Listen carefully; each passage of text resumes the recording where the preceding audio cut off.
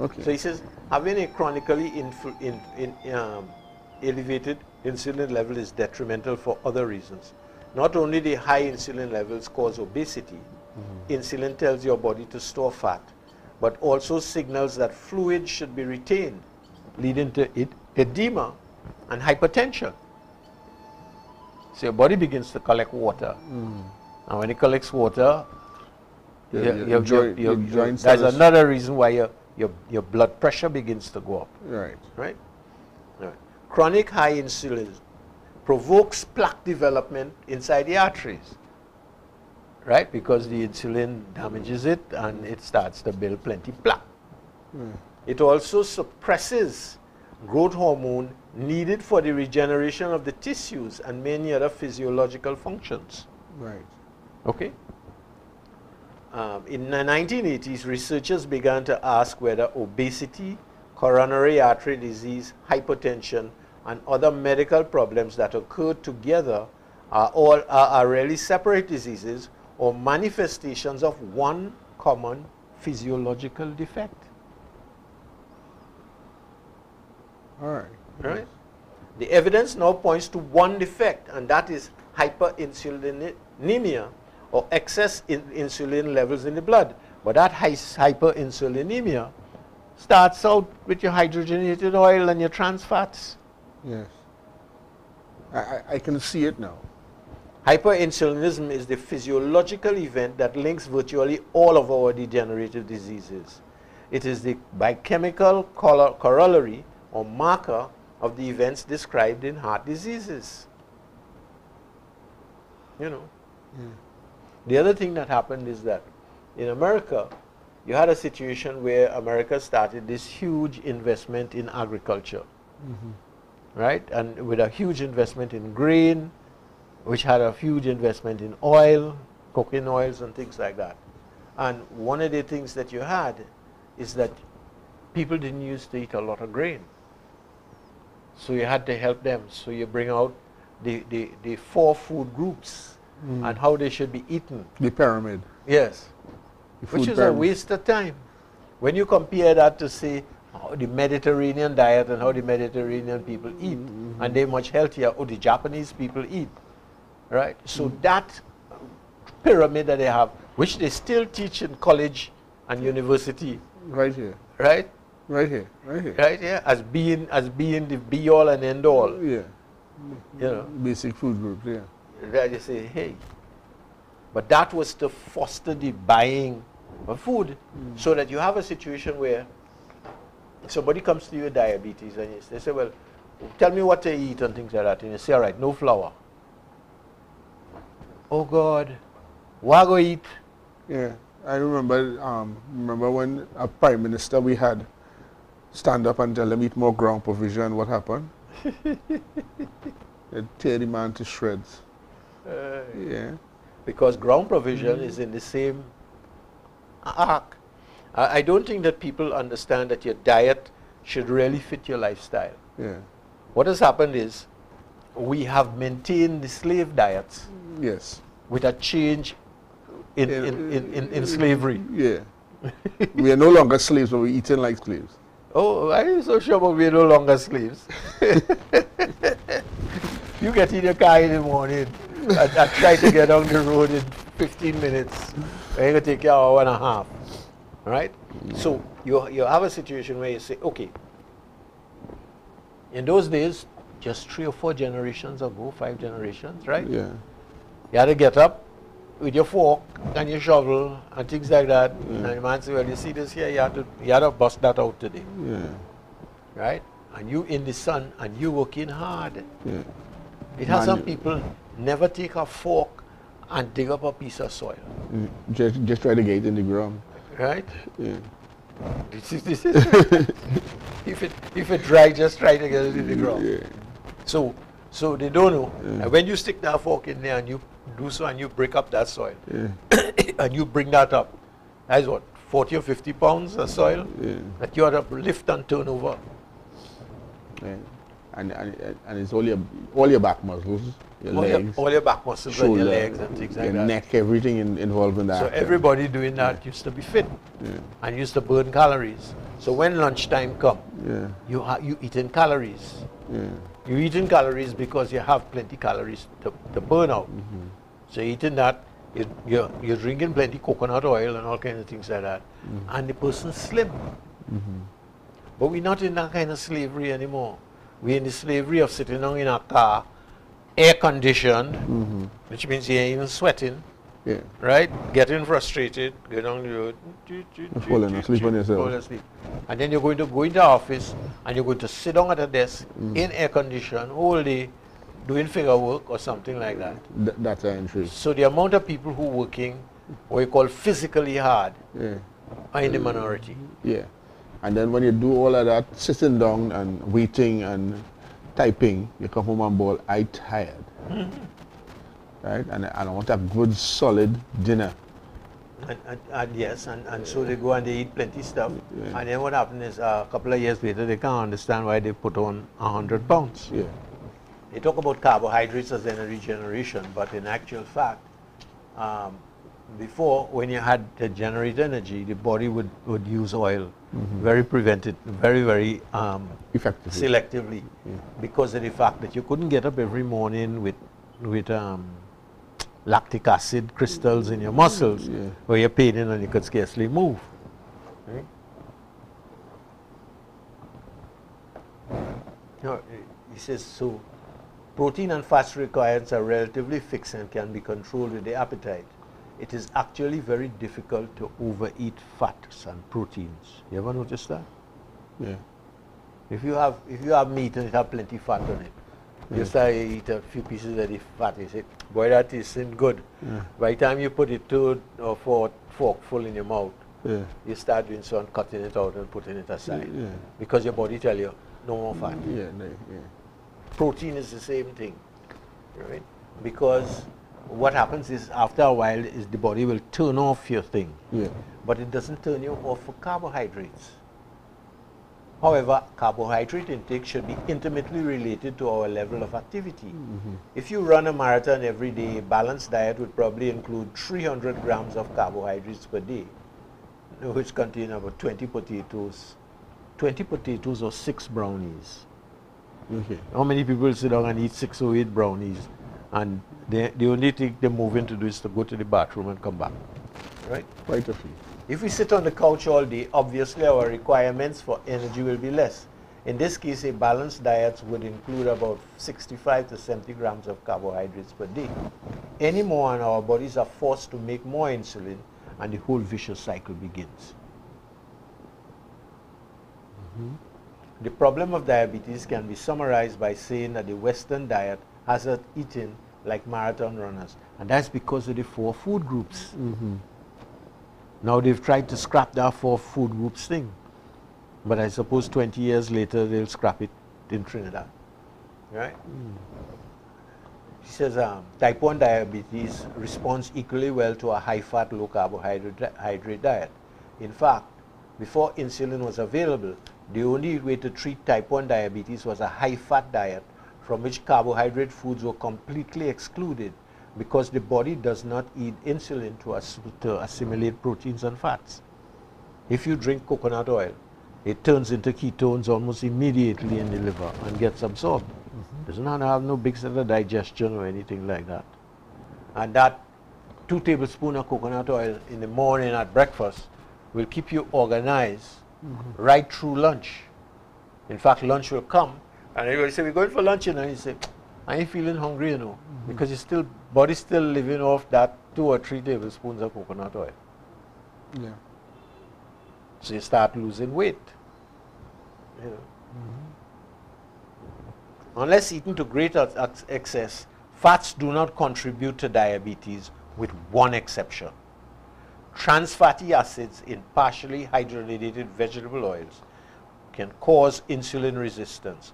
When these man-made fats get built into the cell membrane, they interfere with these insulin receptors. So that's what we've been saying for the last... So they finally come down here now and say, hey, You have to eat a whole load of fat, right?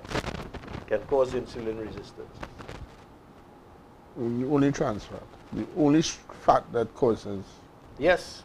In theory, this means that one can develop insulin resistance without eating a lot of carbohydrates. As you can have people who are watching the diet, doing very well, right? And they go and they fry the egg in hydrogenated oil, or they throw hydrogenated oil into the cook up, right? And everything else that they eat in. And they will develop that problem because it will block up the liver, it will block up the cells, right? It will block up the arteries. It's the same thing. In theory, this means that one can develop insulin resistance without eating a lot of carbohydrates. But in practice, partially hydrogenated vegetable oils are always used in very high carbohydrate foods like French fries, cookies, crackers, donuts, margarine on bread and potatoes that flood the bloodstream with sugar. Trans fats in modern processed foods presents a double whammy for which the human species has developed no defenses. Right. So basically, in a nutshell, we are eating a lot of stuff, consuming a lot of stuff that we have no right consuming. Have no right consuming. Yeah. You know. Now, he goes on to talk about other things. Like he says, there are other nutritional factors in indigenous diets that are helpful for diabetics. First, the diets were rich in trace minerals. Modern science has shown us that trace mineral deficiencies, particularly deficiencies in zinc, vanadium, chromium, inhibit insulin production and absorption. Without vanadium, sugar in the blood cannot be driven into the cells, and chromium is necessary for carbohydrate metabolism and for properly functioning of the insulin receptors. Zinc is the cofactor in the production of insulin. Traditional foods were grown in mineral-rich soil, contain cofactors in the production of insulin. Traditional foods were grown in minerals that contain material-rich bone broth and salt, and included mineral-rich water or beverages made with such water. In the modern diet, the best sources of zinc are red meats and shellfish, particularly oysters, which they're poisoning.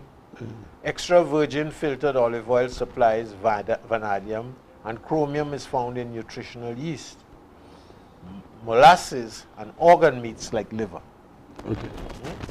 So he says that second, indigenous people ate a portion of their animal foods such as fish, milk, or meat uncooked, either raw or fermented. All right. You know, I remember the first time I went to Sweden, and we were sitting down to dinner, and they brought out something like a little hors d'oeuvre kind of thing. I looked at it and I said, "What's that?" And they said, "Raw meat." That is the raw fish. Raw meat, raw beef. Beef, okay. Right? They minced it up and things like that, and did things to it, and they put it there, and you just pick it up and you eat it. Okay. Okay?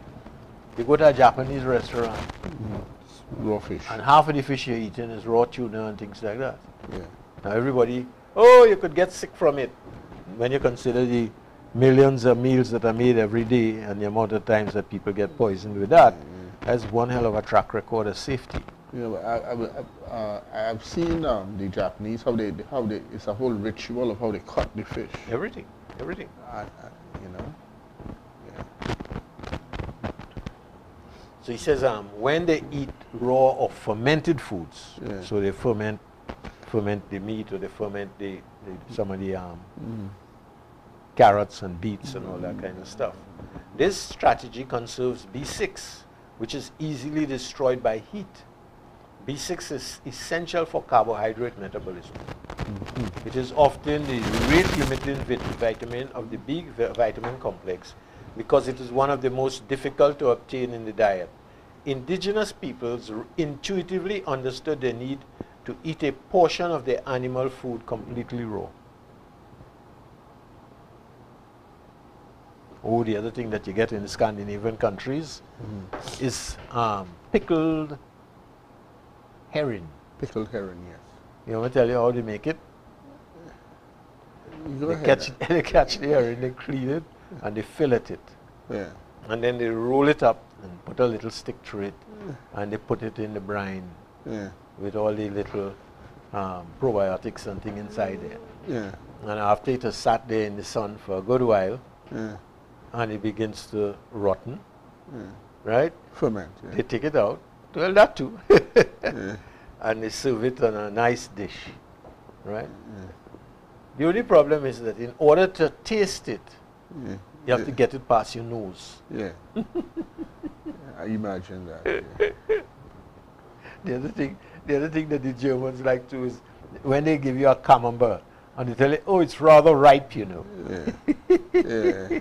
That means you have to hold it quite here Yeah. and hold your nose and don't breathe until you taste it. They said, it tasting, it tasting good, but it stink.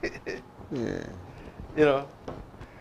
So that's the fun of eating all over the world. You know, you come upon all kinds of things. So the camembert is one of the stinky cheeses. Yeah, in the German thing. Yeah. Ordinary camembert, just kind of smelly, but they don't smell bad. You know? Okay.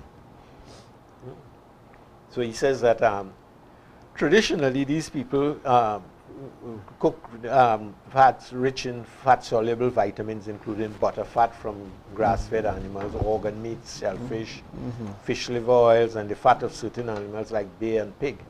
You know, I remember reading a story once where they sent this bishop out in the Yukon, in North Alaska. He had a parish, but this parish is several hundred miles big, you know. So he drives into the village where he's supposed to stay, and it's a completely isolated village. And he has arthritis, and he has pain. And he asks the guy, where's the doctor? The guy said, doctor? Who's that? Who's that? We don't know what you're talking about. Yeah. So he said, oh, you're the shaman. You know, he said, no, I want the doctor. To know that they have no doctors. He says, what do you do when you get sick? And the guy asked him, get sick? What is that? Yeah. Right?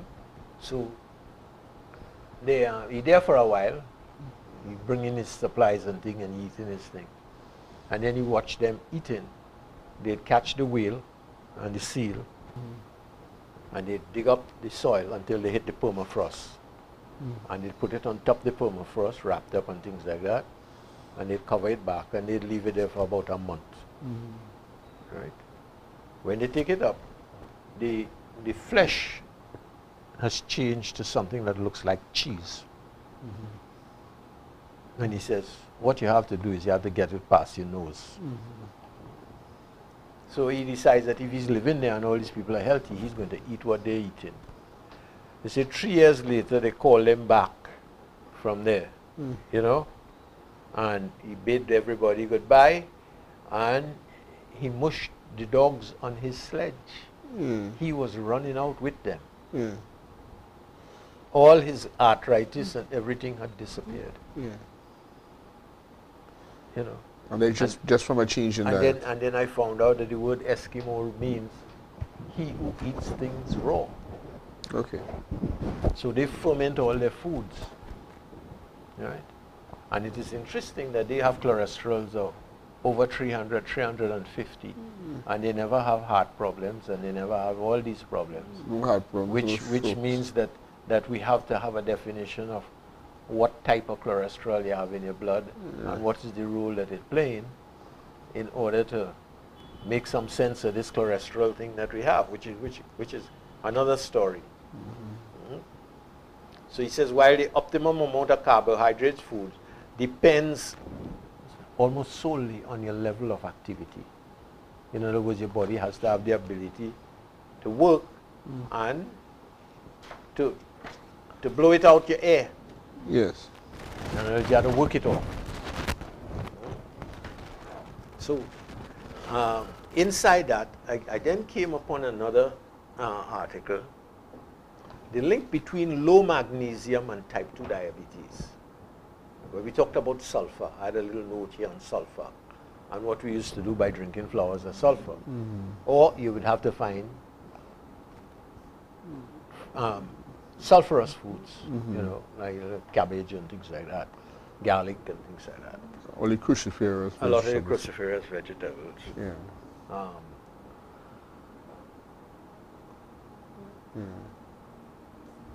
So he says, a new study shows that getting sufficient magnesium not only helps prevent diabetes, but improves blood sugar level in individuals who already have this condition. So what they're finding out is that approximately 80% of the people in America have low magnesium levels, right? So he says, for the appropriate response of insulin receptors to insulin, sufficient levels of magnesium are required. If you don't have enough magnesium, your insulin receptors cannot work properly. You see, you keep expanding the web of what you need and what you don't need, right? And you find out, where do you get your magnesium from? Well, foods, hopefully. From greens. Really? Because greens are magnesium based. Blood is iron based. So I was reading an article there, and they were saying that if you had somebody and they're anemic, then what you should do is to give them a lot of green juice. Okay. And and a little bit of iron, and what will happen is that because all you have to do to change the green juice into blood is to take out the magnesium and put in the iron. All right. So by consuming the green juice, it's like you're getting the blood plasma. Yes. And you just had to energize it. You just had to pull out the thing, and the liver does that. Yeah. Right? He says in a classic vicious cycle, elevated insulin levels cause excessive amount of magnesium to be excreted. So people who have diabetes and using a lot of insulin are always extremely short of magnesium. Right. Leaving the mineral needed to manage the insulin in the first place in even shorter supply. So you understand how we have the vicious. So he says magnesium supplementation reduces blood sugar levels in pre-diabetic adults. In a placebo-controlled study published in Diabetes Metabolism, researchers set out to examine with efficacy of magnesium supplementation in reducing blood sugar levels in pre-diabetic adults with magnesium deficiencies.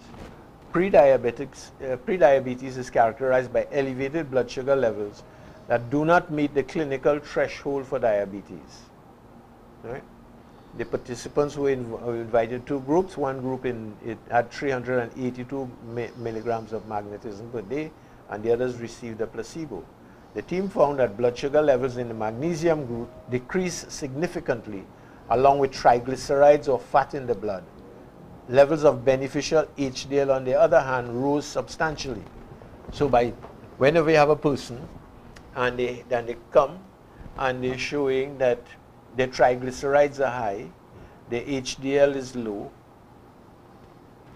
the chances are that besides using niacin, if you also use magnesium, you could get the HDL level to come up, you could get the triglyceride level to go down, and put in a little omega-3 oil and the LDL will come down too.